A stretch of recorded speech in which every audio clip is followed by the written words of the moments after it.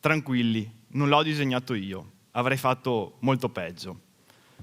Mi sono spesso chiesto in quale maniera avrei potuto raccontarvi il mondo agricolo e perché, attraverso i limiti ad essa applicati, l'agricoltura può oltrepassare se stessa. Sembra un gioco di parole o una contraddizione in termini, lo so. Allora ho scelto di farlo nella maniera più semplice che conosca, attraverso gli occhi di una bambina. Ho chiesto di rappresentare un paesaggio agricolo, perché dietro il suo sguardo ingenuo, infantile o disinteressato spesso vengono colti dei dettagli che a noi grandi possono sfuggire. E sapete perché l'ho fatto? Perché mi trovo in difficoltà a raccontare il mondo agricolo. È come la storia di un amore non corrisposto, ma io non demordo e cercherò di farvi innamorare dell'agricoltura, del nostro territorio e delle infinite dinamiche che la circondano. Frequentemente l'agricoltura viene accusata di essere un problema per l'ambiente, mentre nei fatti ne è la soluzione.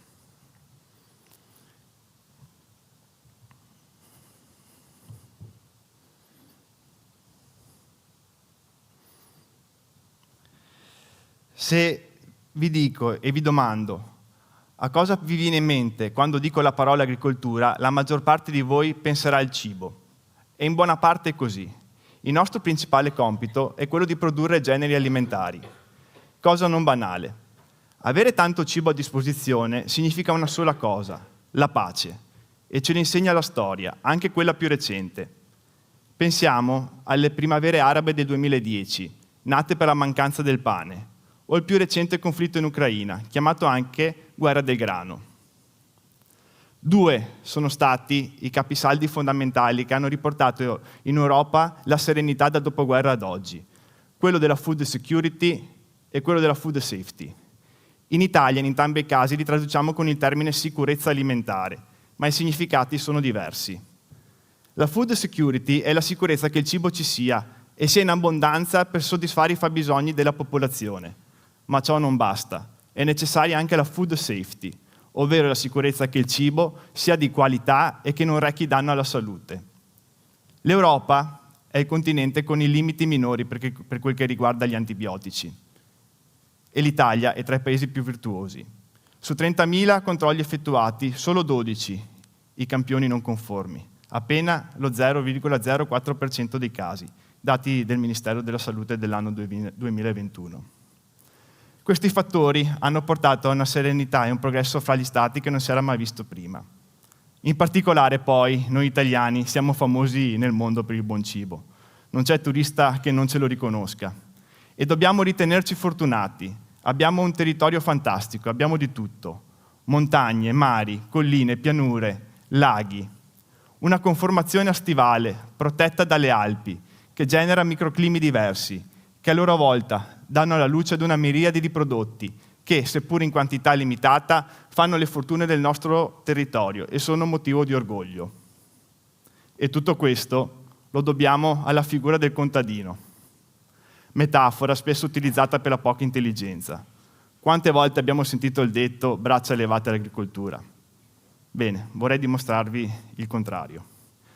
È un mestiere di fatica, vero, lo fai solo se sei spinto da una irrefrenabile passione. Inoltre, negli ultimi decenni abbiamo dimostrato di avere un ruolo fondamentale, non solo per la produzione primaria, ma per l'intera società. In particolare, come dicevo, siamo il primo motore immobile dell'alimentazione. Pensate, in Europa abbiamo più di 400 denominazioni protette, 180 delle quali sono in Italia, quasi la metà. E badate bene, avere un così articolato numero tra DOP, DOC, DOCG, IGP significa che il contadino deve applicare delle restrizioni ancora maggiori quando produce e trasforma i propri prodotti, seguendo i disciplinari di produzione. Ad esempio, lo sapete voi che nel disciplinare di produzione dell'Asiago DOP viene specificato con esattezza con quali alimenti devono essere nutriti i bovini e che il 50% di questi alimenti deve provenire da foraggi che vengono da prati e pascoli e terreni all'interno della zona di origine? E che il formaggio deve seguire un metodo di produzione tale per cui ne venga garantito un elevato standard di qualità. E perché tutto questo? Penserete per avere un buon formaggio quando lo si assapora? È vero, ma solo in parte. ed è qui che capiamo che stare all'interno dei limiti porta a superarli, porta a qualcosa di più ampia visione che nel disegno è stata colta.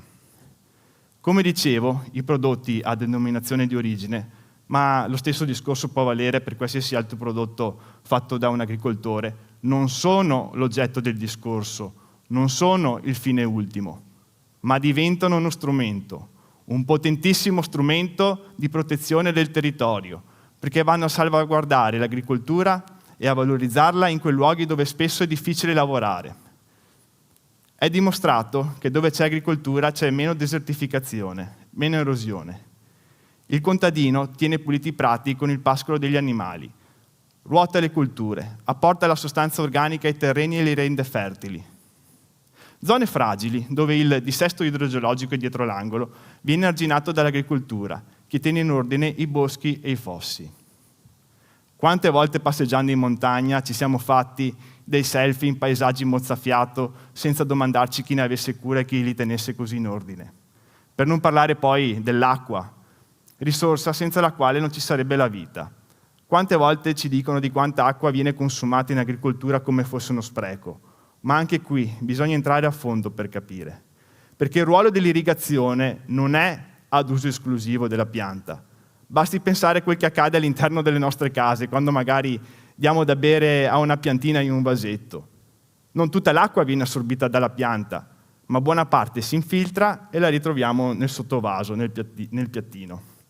Lo stesso accade nei campi, e questo ha una fondamentale importanza. In primo luogo perché si ricaricano le falde sotterranee, in particolar modo dove la tessitura del terreno è ghiaiosa. E in secondo luogo perché quest'acqua infiltrata viene poi pescata per gli usi civici quotidiani con cui noi tutti abbiamo a che fare. È questa la difficoltà che spesso riscontro. Si affronta tutto in superficialità, senza avere una visione d'insieme che ho ritrovato nel disegno. È chiaro che ormai l'agricoltura sia diventata un pezzo fondamentale del nostro welfare, dove il rapporto tra cibo e territorio diventa imprescindibile. Rapporto che spesso viene messo in discussione, come se si volesse separare la sfera umana dalla sfera naturale. Ultimamente si parla spesso di cibo sintetico, come se l'uomo fosse diventato una sorta di robot alimentato con un carburante, volto a migliorarne le prestazioni, esautorandolo da quei sentimenti che possono regalare il profumo, il sapore o il ricordo di un piatto fatto dalla nonna.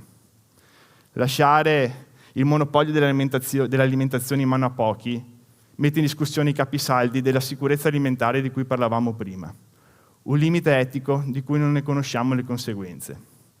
E invece, noi agricoltori, orgogliosi e fieri di utilizzare le nostre braccia, ma anche la nostra testa, vogliamo essere protagonisti nel catalizzare la saldatura tra uomo e creato.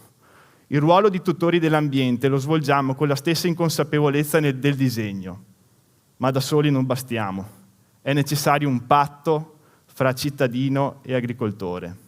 Il nostro impegno è quello di perseverare nella strada della sostenibilità, della diversità e della distintività. Voi avete il potere di scegliere cosa mangiare e quella scelta determinerà quale legame avremo con ciò che ci circonda. Grazie.